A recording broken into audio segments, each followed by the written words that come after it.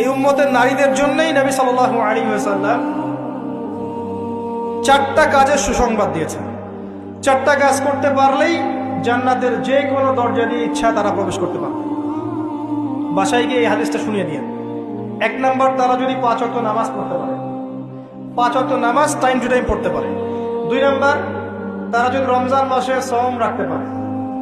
3 number, তারা যদি লজ্জাস্থানের হেফাজত করতে পারে, মানে পর্দা করতে পারে। এখানে আমি খাস পর্দা বোঝাচ্ছি, ডিজিটাল পর্দা বোঝাচ্ছি না, খাস পর্দা বোঝাচ্ছি।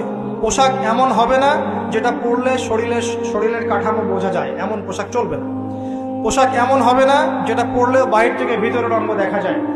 পোশাক এমন হবে না যেটা অমুসলিমদের সাথে সাদৃশ্য আছে। আর পোশাক এমন হবে না যেটা পুরুষদের পোশাক।